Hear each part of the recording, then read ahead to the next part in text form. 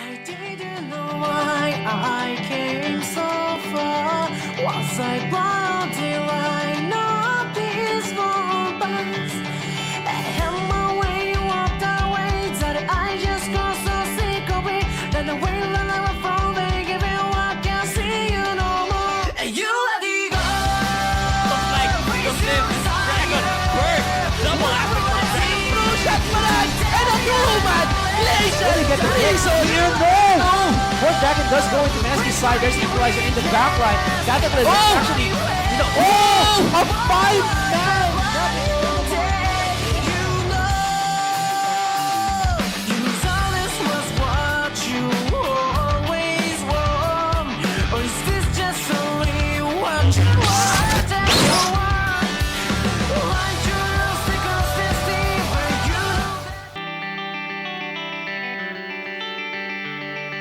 Hi guys, welcome back dito sa Pro Gaming Series 2016 Spring Split. Will be your shoutcasters at mga kasama nyo ngayong gabi. I am Jushin Boo with 1 for an ad. And I'm GS Amplifier. Okay, nanggaling tayo sa Game 1, di ba? Yes. Very good performance there by Imperium Pro Team Blue.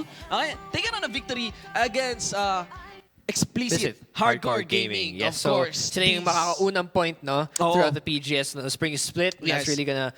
Maganda yun in terms of yung morale nyo throughout the split, no? Getting the first win and maybe, hopefully, no, hindi nag-crash yung mentality ng explicit because they still have a chance to bounce back in the second game. Dahil dyan nanalo sila ng isang karton.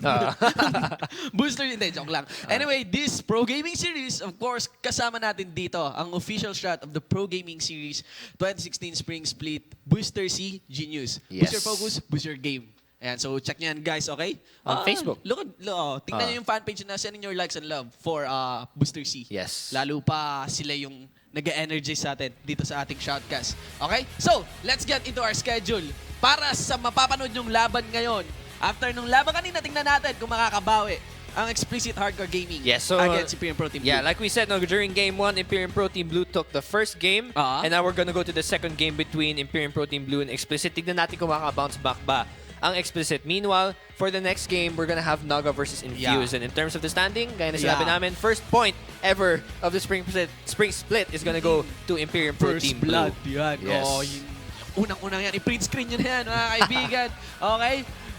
Yung mga fans ng Imperium Pro Team Blue. So guys, sa mga viewers natin, sa mga summoners natin na nandyan at nanonood, esports.garena.ph/stream, hindi pa lumalabas yung ating mga skins. Yes. Na nag-aantay ngayon ang HDB skins mula sa PGS and of course from Booster C and also the project skins.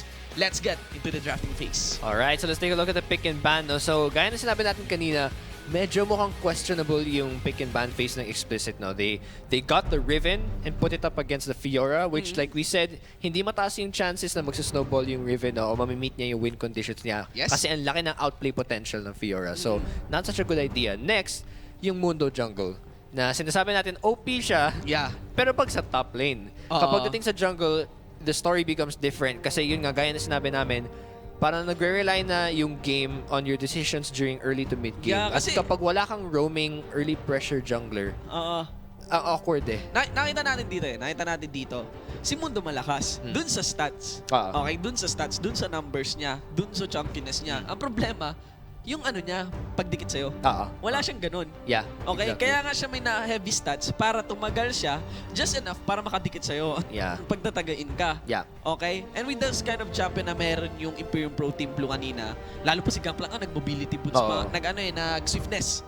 Nag-swiftness kanina. So, ang lakas nung ano nila eh, back and forth. Disengage. Nung utility nila for those team fights. So, parang yung jungle, ano mo talaga, Mundo, hindi magpe-pay off. Yeah. Kailangan, nandun ka sa lane for heavier stats. Yeah. If anything, kung kuha ka ng Dr. Mundo, huwag ka kumuha ng top laner na kailangan ng gank. Kasi Mundo is not the kind of jungler that will give you successful ganks. Let's take a look at the ban phase now. There's going to be Fiora banned straight off from Explicit. Yux was very successful with that. He had a pretty good KDA despite yung last death niya. But still, syempre, he showed up very well. Rise being banned as well. Actually, this pick has attracted bans even in other regions. No? If you guys have watched the Kesma Cup na yung LCK, ever since Faker destroyed coup in that last game during Worlds. Talagang natakot na yung mga tao kay Rise. You know, the Tamkench being banned as well. This is a solo queue pick over Benga in the jungle. Yes. No, and it's also Flexi to support, so also not wanting to face that. Lulu Soraka Gangplank also being banned on the side of IPT Blue. And Gangplank, that's interesting, no? Banning their own first game champion away from themselves. So baka may iba silang strategy dito. Yeah, probably they don't want any siege or anyone that's stopping them. Or probably, ang pagtingin dito ng Imperium Pro Team Blue, priority pick si Gangplank. Yeah. Lalo na yun nga pala, Essence River build, we just checked on, na yung criticals pala, there's a mula sa Essence possibility. River, yung criticals pala mula dun sa Essence River, nire-restore yung mana mo, 3% ng critical damage mo. Grabe. Yeah, that's really gonna help in team fights, no? And now looking at the picks, no? So since the Jax ban was let loose dahil sa Fiora, pati na rin sa Gangplank, it was taken immediately by Explicit. Kung nanood kayo ng preseason breakdown show match natin, nakita niyo si Nip na tinest ito sa jungler. Hindi siya main jungler, I mean, well, initially, nung start of his career, he was a main jungler. Pero, grabe, sobrang lakas, especially with Guinsoo's Rageblade na napakalakas na item ngayon. This is definitely a viable first pick. Wow. So, mga bago champions na nagbe-benefit mula sa ating changes this 2016. Jax, Tryndamere. Yes. No? Warlord's Bloodlust. I remember Season 1, Tryndamere. Yeah, grabe. The Scrub Pick, Pilipinas, Tryndamere, Bidamere. Tapos ang ano pa nun, ang roots pa nun crit damage. Critical damage yung pipiliin mo. Huwag yung Tryndamere, ban mo yan. Meron pa lang na may dodge pa si Nidalee.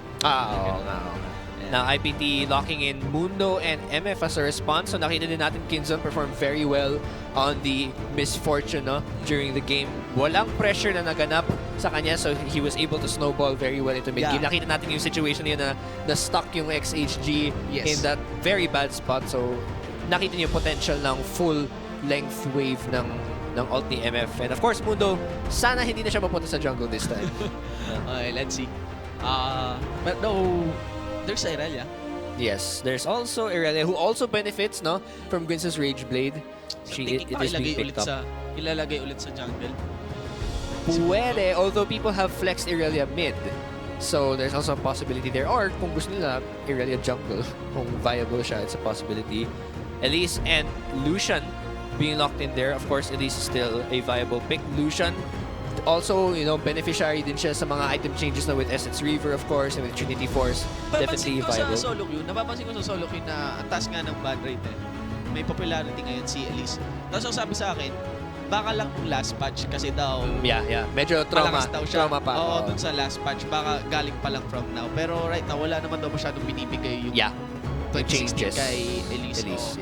So far nga nakikita ko kasi napaka-flexing din ni Elise pagdating dun sa mga pwede mo build siyang tank, pwede mo sa damage. Ang nakikita ko, ang ginagamit ko ngayon kay Elise is yung Storm Raiders Surge. Yung movement speed burst. after yung and more after speed. utility kasi parang after mo mabuo yung combo na yon, may 30% may movement speed ka na agad. Masisave mo yung rappel. Pero still hindi siya yung damage na hinahanap mo yung spike na hinahanap mo compared sa DPS na pinoprovide ng Deathfire. Yeah, that's Touch. true. Yeah. Nawala yung DFG. Binigyan tayo ng Deathfire. Touch. That's the closest we can get back to that. Still, continuing with the composition we have Azir and Jan on this one. That's interesting. So Azir, ito yung isa natin hindi nakita masyado nung before the split ended. Azir kind of disappeared from the pro gaming series, but glad to see him back. And they're taking away Azir from Chalk as well. Now, Chalk was known to play a very good Azir during the previous split. Now, he was known to play a lot of, gaya na sinabi natin, a lot of scaling mid laners. Nung viable pa yung AP Kog'Maw, of course, with Azir and everything, he was very good at that, yung mga Victor na ganon. Now, it's interesting to see Chalk taking TF. Kasi he was not known for TF in the previous split, so I guess this is Yumes. Yume was known for TF, other players, but it's interesting. Let's see how Chalk will perform on a champion na hindi kailangan ma-skill. Tignan natin kung paano siya mag-perform sa parang utility type na mid laner. Na-imagine ko lang. It's probable kasi na pwede kang mag-build ng Nasaan nga yung cooldown cap? Nasa cunning yan, di ba? Nasa cunning yan, yung magiging 45% na cooldown cap. Yun kaya ang habol dito. Kasi ang popular build dati kay TF is to, abusuhin yung 40% CDR, yung tapon ka ng tapon na gold card, ganun. Gold Well, card pwede pa rin, no? ulit. Kasi Pero- he can benefit from that. Plus, kung 45% mag-go down ka pa sa 3, pwede mo rin kunin yung Thunderlord's Decree, which is really painful in Burst D as well. For AOEs. Ayan. So, Yeah. featured top lane. Featured matchup natin AD dito. carry. This is actually top lanes. Okay. Top lanes natin Okay, yan. okay. Hindi, So, Icarus and Yux. Oo, Icarus tama. and Top laners Yux. pala. Oo. Yeah, so let's take a look now. So, gold earned. There's quite a difference, no? In gold earned. In damage dealt, not so much. No, so that's quite interesting to note. Well, obviously, no, Yux definitely had a lot better gold earned because of his snowballing Fiora. So that was, syempre, we have to factor that in. Icarus was not able to snowball during the first game. So, syempre, magkakaroon ng gold difference. Sadly, Jungle Mundo pa rin to.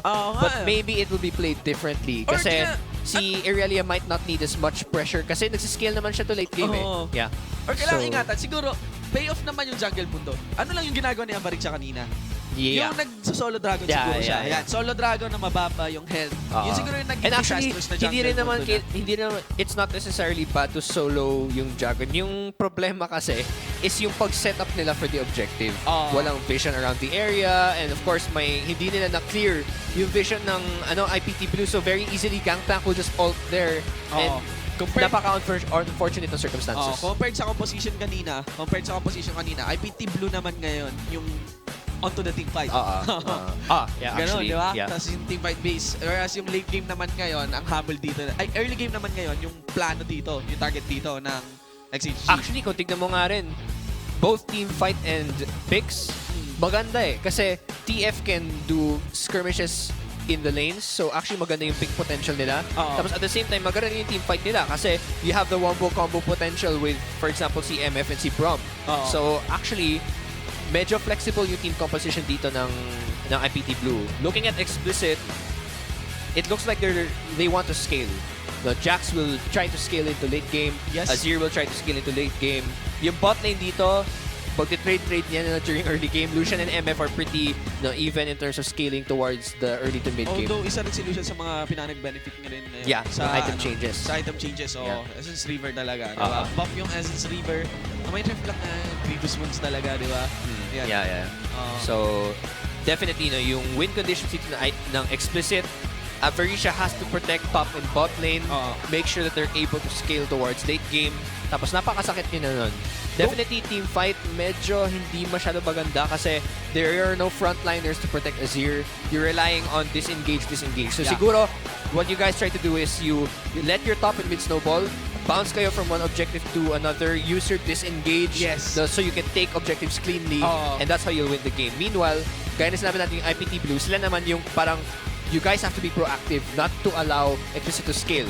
Kasi gagawin nila what IPT Blue wants to do, definitely is to make picks around the map, shut down top and mid, and then just snowball the game from there. Kanina napansin ko lang sa picks and bans natin. Ano yung size mo dun sa Luluban?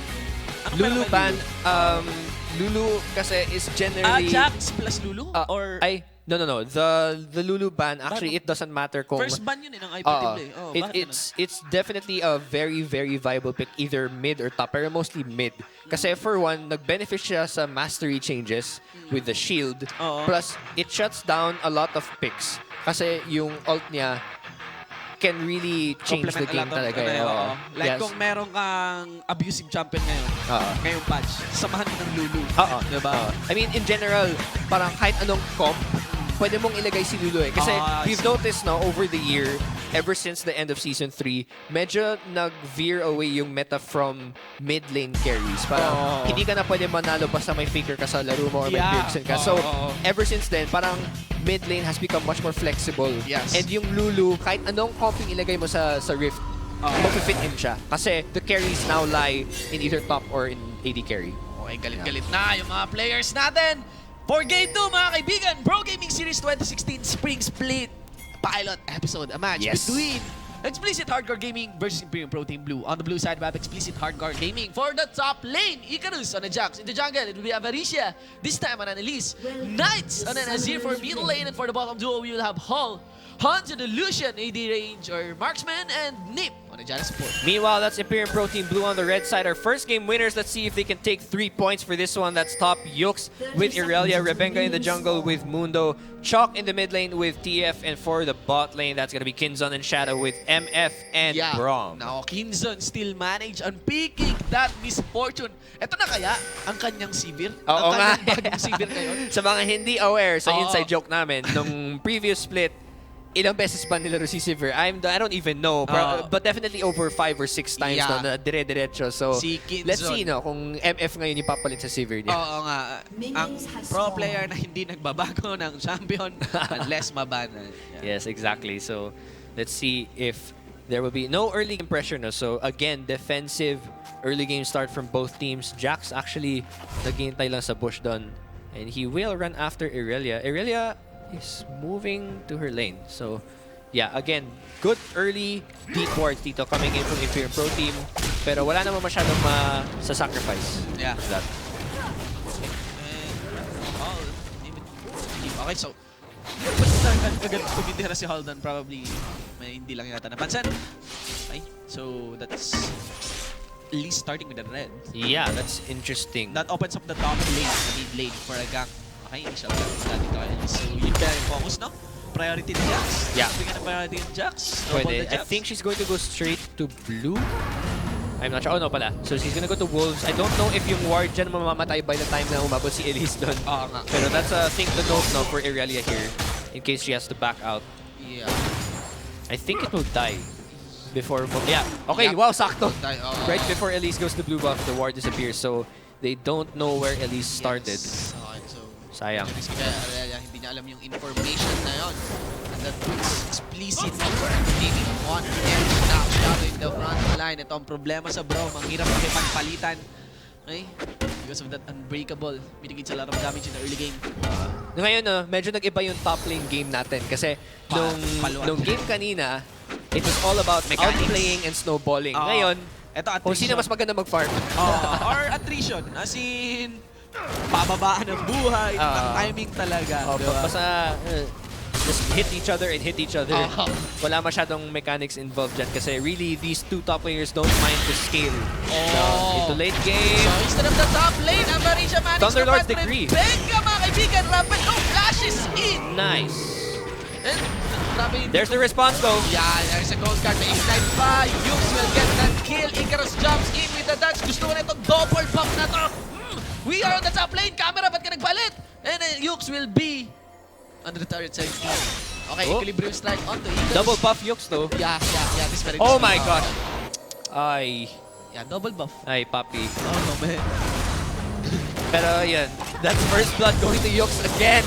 Ay, hindi pala yung first blood. But still, no? Yeah. That's 2-0 Yux again. So, grabe, this is so different from the Yux that we knew during the previous split, no? Not showing up so well, but now that he's not forced to play tanks, he can show up, no? Playing Irelia, playing Fiora. Ito na siguro yung time for Yux to shine, and I'm sure he's loving the spotlight right now. And in the early game, yun yung pinakamahinang base ni Jax, diba? And right now, with the edge na meron ganun si Yux, ano problema nito? Amarisha in the mid lane choke, mga kapatid, sinundot ni Knights. 2-2 into our scoreboard. So everyone is out for blood. Bagong mga tama. 5 minutes. But this is good pressure now coming in from Avarisha. Yeah. It's a different game now for him. Instead of farming and soloing objectives, you get your lane snowballing. And yun yung win condition na pinag-usapan natin kanina before during the pick and ban. You want to provide that pressure and get top and mid snowballing. So good job there. Good gank from Avarisha. Yep. And Tracker Snipe. Yeah. Tracker Snipe for both players. Oo. Kanina yung kinuha na jungle item ni Rebenga, ni Avarisha for Mundo was the Stalker's Blade to Cinderhawk, I think. Yeah. So, more vision, more objective control, more snowballing. And solution for Miss Fortune. Nanalo si Illusion dito. Yeah. Okay, so the bonus AD from the shield plus yung fully potential talaga nito ni Lucian. Yeah. Nag-skill ng napakaganda yung shield dito ni Jana dun sa passive ni Lucian. Top lane. Okay. So Icarus not having such a good debut into top lane for PGS so far. Hopefully he'll be able to scale into late game. Rely on Avarisha to keep him safe. Laking edge nito, isang short sword tsaka boots ka agad. Tsaka for naka-corrupting potion sila pareho. So, looking for that lane presence. Oh, nice jump. Out to trade. Wow, still trading. Nawala yung pump. Oh Napansin ka no. dito ni Yux, so... There was the heal. Yeah, battle of attrition. Yun nga. Patukan. Batukan lang din. Paluan lang. Paluan lang. Hanggang sa may manalo, counters. Oh, Flash na wow, naman, flash hindi out. nag-connect yung CC. Gusto na win. Oh, no! Icarus receiving some hit One mula more doon sa Q. HP niya. Cooldown ng Blade Surge. Here comes si Liz. Okay. Walang flash okay. dito si Yux. Oh, wow! Kaibigan! Sobrang lapit. The bite, the shutdown. Well played. There you go, well played. there you go. Okay, so finally, nasa top si Yox. At least ngayon, hindi 30 minutes yung first death niya, no? Oo. Oh no! Kapit na kapit yata yung upo ni Icarus. Oo nga eh. Talagang sa pinakadulu-duluan ng kanyang health. Sinulit at on the top lane. Parang ilang HP, parang 1 HP na rin natira din. A gank by Mundo for some flash out mula kay Azir. Actions all over the map now that they know that they are safe from the jungle. Pero good job here from Hall. Yeah. Showing up much better now no, on an early game pressured AD carry. So far, no, this is paying off quite well. Kasi in the end naman, hindi mapapunish ni Braum masyado yung aggression ni Hall. Oo. Ito na kaya yung hype na nabubuo para sa XHG. No. Let's see. Rebecca Mundo dito. Rebecca now translating onto a very aggressive Mundo. Gank mula sa mid lane, gank na. Yeah, so good pressure, no? Trying to match the pressure with Average. Oh, no Thunderlord's Decree, sadly. Yeah. So can't burst him down. Pero grabe yung pressure ni Average sa mid lane, no? Yeah. So hindi siya hindi siya nag-Venomous Bite. Venomous Bite, tapos nag-transform. Napaka-rappel, nag-human form kaagad siya. Oo nga. Tapos Medyo nag-panic ata siya. Na-excite. Napa-R. Kung Venomous Bite, tsaka Neurotoxin, kill pa. 3-2 mga kaibigan, continue na match in the top lane. Di ko na alam. Let's see, pickaxe. I guess may damage si Icarus, though nananalo ng trade dito si Yux. Yeah, the sustain is painful. Yeah. From Yux. Yeah, ito Nahihirapan damage siya. din. Okay. So, halata naman. Rage Blade Rush. Rage Blade Rush talaga eh. Rage Blade Rush talaga itong si Jax. Whoever gets Rage Blade first will win this top lane if they can take advantage of it. 8 minutes in and no Dragon Rift Herald taken yet. Naka-extend pa rin tong laning phase na to. I don't know when the supports would decide to roam, no? Pero I could imagine it would be XHG first with the bot lane lead. Yes. We'll see what they decide to do. Illusion finally, recall. So, going for all damage. Whereas Misfortune, Magsasabay ata itong mag-Essence Reaver. mas lalo nilang i-complement yung passing niya. Yeah. Let's go, guys. Okay, here comes the Destiny. Oh, no! Stun! Mechanics, mga kaibigan. Nice dodge by Icarus or Gold Guard. Okay, so that's another kill. Yep. For Yux. Yep.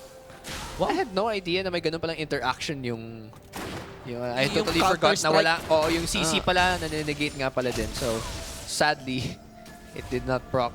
Pero so far, no, very aggressive Chuck, flashing in all the time to get those stun cards off. Really trying to provide pressure, which we expected, no? So far, Oo. so nice. Hindi rin clearly nakasulat sa Hindi rin clearly nakasulat dun sa description ni Jax. Namimitigit pala yung yung mga CC. Pero, good thing. Walang Fiora pala. Parang So that mid lane now receiving pressure again. So for every time no, na umaalis si Chok, Knights really tries to do what he can to do something about not being able to respond. Yeah. Mad props to Rebecca. Talagang yung mundo niya. Aggressive. Trying to provide pressure. Yeah, pressure. Hindi kill ganks, kundi pressure for lanes. Hindi naman yung mag-guard early game while keeping up with the farm properly against Avarisha. Okay? So, Tracker's Blade. Consider her kaagad dito ni Mundo first. You'll get your benefit from the health and you can see Avarisha probably for that. Elise is coming though. Icarus trying to bait, I think. Walang vision dyan and where's the counter-strike? Avarisha. There it is.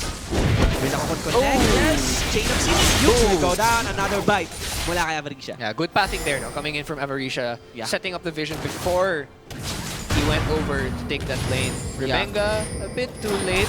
And I Although think may vision dyan, pero nag-back out na rin si Rebenga. Avarisha is planning to influence more and more yung ibang lanes. Yeah. Enchantment ang buboy niya dito. So damage, Yes. damage is. For now, teleport nagagaling. Hall, ginamit niya na rin yung kanyang relentless pursuit. The Glacial Vision, mga kaibigan. Choc Gold card. Pinga pala dito. Si Hall now onto Nip. Chinzo going so low and bullet time. Double kill for Choc. So overextending a bit there, no, yung bot lane ng XHG. Yep. Not able to disengage properly. Hindi na consider yung Twisted Kick. I think Hall should have flashed towards his tower. Imbis na sa river. Sa gilid. Like, relentless pursuit dito. Flash dito. Yeah. I think that should have been a better escape route. Pero in the end, that's a good advantage coming in for XHG. For XHG. Things looking much better for them at least for this game. But IPT Blue is still always providing pressure in the lanes kahit Mundo jungler yung nakuha nila. Yes. And Sina Nix. Okay. So instead of Page, inuna niya yung Shin. XPM siya against Icarus. Yeah, wala kang antagonist na napaka-risky nito, but there's wow, didn't even need to. Yeah. Grabe. So really the battle of the top laners, no? For this game. Kaka-Destiny lang kanina, may Destiny ulit. Oo nga parang bilis. Cooldown. Ayun nga lang ng cooldown. Dragon being called for here. There's a fight on this one. IPT XHG. And it will be Aparicha securing the Dragon. Rappel out, flash out. Team is there to save him with the shield. Everyone will go out mula sa explicit Rebenga leading the chase on this one with the ultimate on Winter Spike on the Aparicha, mga kaibigan. Panali sa 3-man. How did he the damage? And a shutdown onto Aparicha. So 1 kill for 1 Dragon and possibly mid-turret. So good response here now coming in from IPT. Even without TP from Yux, they don't need him. Yes. Okay, so there's Knights to stop the siege. Gets punished to half health. Still managed to stop it. So this is some pretty good pressure from XHG. At least they only had to sacrifice the 1 kill. Yeah, for the Dragon. So it was a pretty good call. Hashtag work na. Let's see what XHG decides to do at this mid lane. If they can take down the turret. Yeah, ang problema, shutdown kill pala yun. Onto kay Aparicha. So sort of bounty na rin doon. Okay, so let's see. I really know. 1 item away. Building the Trinity Force. Konti na lang. So it turns out he's not rushing Guinsu. So, I think it's Icarus na mag-rush ng Guinsu dito. Sabay yata magkakaroon ng core items ng dalawa sa top lane natin. Which is good news coming in for XHG. Kasi ibig sabihin nun, kahit medyo nagkaroon ng solo kills itong si Yux, nakaka-scale pa rin si Icarus. And that's always good news for a Jax. Yeah. As long as he can scale evenly with his opponent top laner. Go for 2-0. Ay, rin. Risky na to Let's see. Kailangan nang ingatan dito ni Icarus. Whereas Choc being very effective with the Twisted Fate. Actually, 3 assists. Bakit with 2 kills? Ganda ng performance yan. Yeah, so good kill participation so far for Choc. And gaya na sinabi natin, we were used to Choc using mid lane scaling AP carries. And it's good to see that even if he's not using that kind of a champion, kaya niya pa rin magkaroon ng impact for his own team. Wow, natutunan ako So, okay pala ang Lucian against Miss Fortune. The pressure. And siguro din yung lane matchup kasi if it wasn't a prompt, like say for example, mas aggressive yung bot lane support dito for IPT Blue, baka mas even yung matchup. Pero I think without having any aggressive jungler besides MF, mas lumalamang tong Janna Lucian na lane. Actually, kung titingnan mo nga ultimates nila, magkamukha College tsaka bullet time, Huwag na lang kayo maging bad trip to lagi si Lucian. Sila na lang kaya ni MF magkatuluyan, Masyado siyang depressed dito sa asawa niya. Ganun. Sa mga hindi nakagets nun, basa-basa din ng lore. Ang ganda ng lore, Yeah. And right now, there's a new content. May game new, parang Osu. Minigame siya based on the new champion. Ilawi. Si Ilawi. Ilawi. I'm not sure. Yung yun yung silabi cake. Hindi ko alam yung tamang performance. Yung stress. Tinuruan lang ako ni Fairy. Ilawi. Ganon. Okay, so alam mo na yan. The Tentacle Queen. Yes. Avatar Korra. Oo nga Na mala Street Fighter. So, going back into our game. So 2,000 gold din, still despite everything that's happened, the goal lead is still in favor of IPT, just as it was during Game 1. Pero definitely, XHG is looking much better during this game. I was looking for a turret to be destroyed, so ngayon pa lang, 15 minutes into the game, first turret was a mid lane. Yes, and actually nauna si Icarus sa core item niya. Whoa! That's a fast jump! TP. May dalang card. Oo nga eh, parang sino bang hindi matatakot sa tumatakbong cowboy na may stun guard. Okay, so home guard. Yeah, home guard and TP. So really Chop is looking not to carry, just to get this thing snowballing. Oh! Nice flash there, but on the top lane, Avarisha gets executed by Yux 5-2-1 now. And Wow. this Aurelia is getting out of hand, whereas the bottom lane of Imperium Pro Team Blue will destroy the outer bottom lane turret of Explicit. Yeah, so medyo naging overwhelming na Oo, yung pressure na naman. here coming in from Chop into the different lanes. Hindi na nga nag-roam si Shadow, sapat na yung roam ni Chop para mag-create na pressure into the different lanes. So it's starting to slow down, or rather to end the laning phase na pala dito. And that's never good news for Jax and Azir. Pero at least nakakuha na ng Rage Blade dito si Jax. So he does have dual potential. Yun nga lang, every time na mukhang mananalo na si Icarus sa 1v1, Chuck is there to help Yux get the kill. Icarus is given the champion to carry, no? Yeah. Right now, mukhang alam ng IPT yun. They're prepared for that lane. Trying to shut it Tinokos down. nila, and invest on Yux, no? In such a way na, if ma-focus nila at ma-shutdown si Icarus, mabilis makaka-benefit yung champion ni Yux. I really have Fiora, wow. Yeah. So let's see how things turn out here for XHG. If they can bounce back, kasi late game scaling nga naman sila, pero objective focused din. So I'm expecting, that these guys will provide more vision around objectives and use their disengage to their advantage. Minimal pa yung wave clear din dito ng ng Explicit. Yeah. Yung ngayon palang bumubuhas ng AP items or damage items, itong si Azir. Yeah. Okay. So it will take a while for them to scale. Dragon up in 30 seconds. Wala na rin Burst Arrow. Look at that. Look at Twisted Fate. Leech of Bane. You can easily build now Rabadons. Mobility is the name of the game for him. Really lucky to snowball si Kinzon tsaka si Yux. Who's 5-2 now. Though in terms of gold, he is very much ahead. 1,000 gold ahead. And Trinity Force already being finished there. Right now, Imperium Pro Team Blue, 5 seconds before the Dragon, before the ward coverage. Yes. Grabe, lalim, umabot pa hanggang dito. Oo nga eh. Mura. So, yun yung trend lagi actually. If you're a winning team usually in, competitive play, your vision will always go deeper and deeper into the enemy jungle so that you can secure objectives much better. At hindi yung blue trinkets yung nandito talagang ward kong sa ward. Always making sure to have vision. And the vision actually, XHG is in the wrong place. It's very far from Dragon right now. Although may ward naman sila dun, but I don't know if they will contest. Let's see if they decide to contest. Right now, so Imperium Pro Team Blue, you could clearly see na ang laking priority para sa kanila yung first Dragon Bomb. Yes. Okay, kung ano yung lamang na meron sila, makuha pa nila yung Dragon Bomb. Ang laking compliment dito. A fight breaks out quickly. Inabling naman na. Glacier Fisher doon to mix down for the bottom duo. Knights in the front line. This is the mid lane of Explicit going down. Teleport manggagaling mula dito kay Icarus. Let's see. There's the Ginzo's Rage Blade Jax. And I think he will disengage. Yeah. There's not much that they can do. Ang bilis na wala ni Knights. Although kahit hindi nagamit on the full potential yung ultimates dito ng Oh, bottom no. duo ng Imperium Pro Team Blue, and Icarus jumps into Yux. What is that? Yux could easily jump house on this one. Sunod-sunod na execute. Teleport mula kay John, mula kay Rafael, mula kay Avarisha. All receiving the winner's bite. And this is an ace, mga kaibigan. And a dragon for Imperium Pro Team Blue. That was a very bad call from Icarus, I think, Medyo yung decision niya doon caused the ace of the team. After Knights went down, they should have just defended mid lane. Pero he decides to jump back in without counter-strike even, as in tumalon lang siya. And I think that was a really awkward call. Bye-bye. Sir, Gaji. Mga parcha dito ni Azir. Yeah, it's an outer mid lane target. Explicit going down. So yung shot calling talaga dito, it really looks like there's miscommunication on the side of Explicit. They're making very risky calls and they're not paying off. I'm not sure what's going on right now with comms, but I think they may have slightly tilted.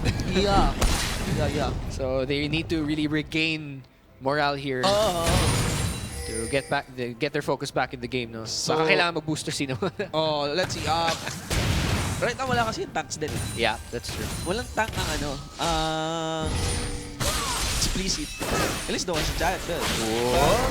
I don't see na enough yan para ipakita kay Rella na to. Or there's an engage. Oh no. Pero napili ka sa teleport mangyayari ng this one. Will Yukes dodge in? Walang grips para Blade Surge.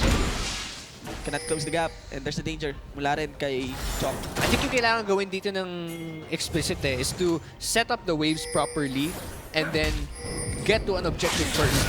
And then use your disengage para hindi nyo kailangan mag-flash. Yeah, and Chok is forced to para flash.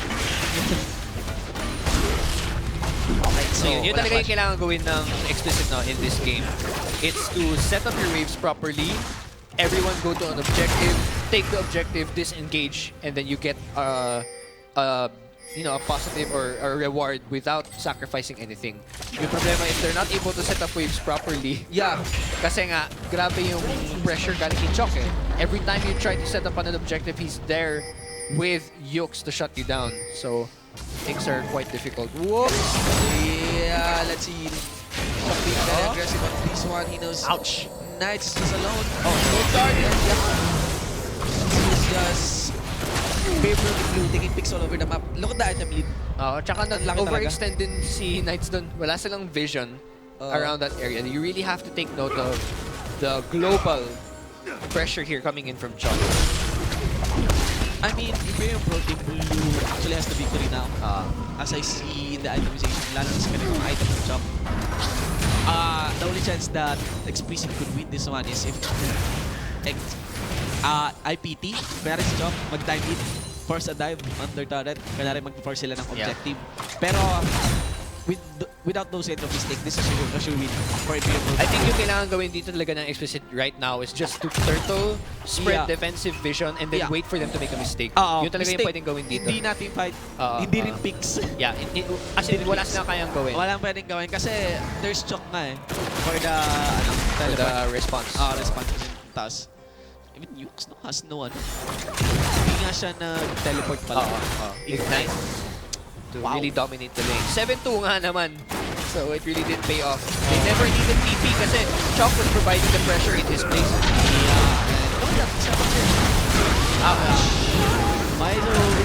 Even the Monsoon is not enough to save Apparition niya.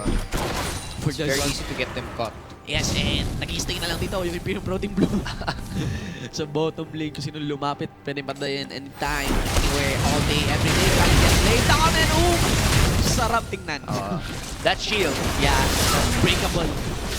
Walang kanin. Pwede bumalag sa unbreakable. That's a great way to nullify yung damage. Sana yung next League of Legends cinematic, may ganung scene. Ganda na ano dito, pinipigilan niya. Ganda na graphics na. Meron nga yung sa parang content siya. Yeah, content siya. 5 Lucian. Nakita yun, yung Lucianaire mo. Binakaling sabay-sabay sa isang bro. Tapos grabe yung forma ng effect shield. Ramdam mo yung pagiging litolapid. Brom doon. True. Chok sees the vision on the hall. Sige. Yep. Oh my God! Isang gold card. Blue card pa yun. It's like popping a pimple. So easy. Wow. May papasok pa sa isip mo. Sorry, medyo disturbing yung analogy ko doon. Sorry guys. Delete. Imperium Pro Team Blue will take on this Baron. Chok is left over the bottom lane. Has no teleport up. But he gets pressure. His bottom lane. We can see the support of Explicitly. He knows. Pero mukhang walang spot dito. Howling game. Mas mataas pa yata chance mo manalo sa Lotto kaysa makasteal ng Baron gamit ng Howling game. Yeah, so that's a free uncontested Baron right now. And it's over 10,000 gold! Eto na lang! Tingnan natin kung sino makakuha ng ating match and win code brought to you by Pro Gaming Series and Booster C Energy Shot. Go to your LOL client right now, go to the code section at lagay nyo ang code together with guessing the missing character. No? So that's BH3FY7R B8KVIYRH. Remember, hindi part ng question mark ang code. You have to guess. You have to guess the character that's missing. Okay? Baka magtaka kayo. Ba't di gumagana? You have to guess the missing character. Baka yun yung ilagay niya. I wonder, ano kayang code to? Is this the Academy skins or the Project Yun na nga. skins? That's why you guys should rush to the client right now. In fact, if anything, baka na-guess na nga siya. So, if ever, congrats na sa kung sino nakakuha ng skins. Speaking of promo time, nako, na-check nyo na ba? Yung Harrowing. Oo nga. Yung Harrowing Secret Shop. Yes, you get your chance to get Massive RP discounts now for your favorite skins that you have not yet bought. And so, getting back into the game, Imperium Protein Blue will take on their second dragon of the game. Avaricia smells that one, moving into the Dragon Pit, whereas team members, RCG, the top lane target. Yeah, so, paano nga ba napunta dito? Paano tayo? Yung lead ng IPT Blue. Kasi at first, you might think it might have been Yox getting solo kills. Pero actually, kung titignan mo, in the overall macro I would play, say Chok. hindi si Yox yung yung game changer eh. It was really Chok providing map pressure and Explicit not responding properly. They were not able to make the proper responses in terms of objective control. Like, of course, that memorable time when Icarus jumped in tapos lahat sila namatay in the process. That was really I think that was the main point where the tables really turned in favor of IPT Blue. I really think there's some form of miscommunication here from Explicit and they need to work on their shot calling and game sense. Kung kailan ba sila papasok, kung kailan, to stay defensive. Equilibrium strike onto Icarus! The counter-strike wouldn't save him! Galing mo na action star, medyo na late yung unbreakable down, that stops the siege, but that won't save Avaricia Gold Guard of the Knights! And that is the queue mula sa Twisted Fate executing. 2 members are down now para sa Explicit Gaming who will be there to save their base. Yeah, I don't think there's any more space for Jax and Azir to scale into this game. It's 26 minutes in and the goal lead is too big. IPT Blue's pressure Not to mention during game 1 and game 2 has been very good to shut down this newbie team. But of course, the split is still early and Explicit has a lot of chances throughout the rest of the spring split. But for now, the veteran team has to put the newer team in their place and say, this is our experience. Ang laking misteryo para sa akin. Hindi talaga gumagana yung gold card sa counter-strike. Pero, yung equilibrium strike, gumagana. I think I don't think it should work eh. Wait, no. That's quite weird. Siguro normal hit kasi. Normal hit ang gold card. Or baka nasusurpass yung condition na, kasi diba nagsustun lang siya kapag mas mataas yung health na kalaban mo. So baka nababypass niya yung counter-strike na negate CC. But we'll have to check with that one. We're not sure guys kung anong interaction doon. na-test out dito. Wala rin talaga, hindi naka-describe kay Jax. It should be negating any kind of CC. Baka sa coding lang From yun. area of effect abilities. Take it 25 all incoming basic attacks. Enemies, wala talaga. Yeah, so we'll have to check with that one. Hindi gumagana yung CC sa counter-strike. Wow. In any case, 2 inhibs down. And Explicit looking like it's only a matter of time before the game will go down. Pero like we said, Explicit still has a chance to bounce back. They have the rest of the 14 weeks to bounce back for this split. But IPT Blue really showing us how snowbally the meta is. So yung comeback na binabanggit mo is yung comeback for the whole split. Hindi for this game. For now, for this game.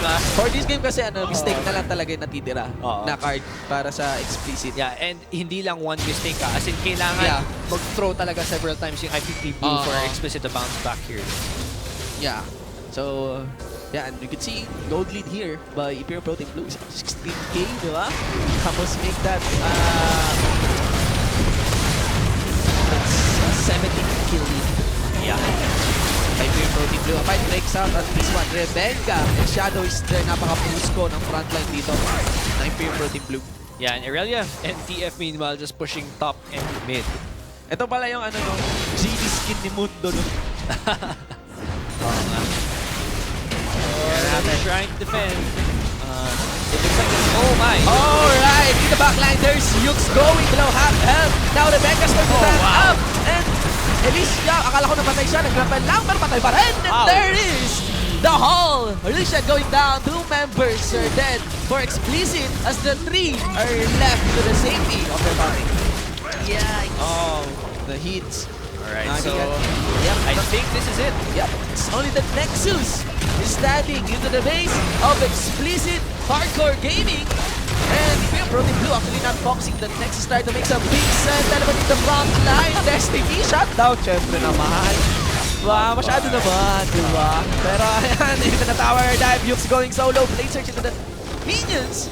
And just like that, it's Kinzan and the minions doing the work. And that will shoot up Imperium Pro Team Blue for their second victory of the game. Yes, so great job coming in from Imperium Pro Team Blue to get 3 points on our first day of the split. Now, they really were able to dominate against Explicit. And let's take a look at this note right here. So, Dutch will not proc on you and Mundo Jungle. Okay. So, mula kay Professor Kairu. Alright, okay, so Mundo Jungle is a thing. Yeah. Okay. I guess it was just not played properly by XHG during game 1.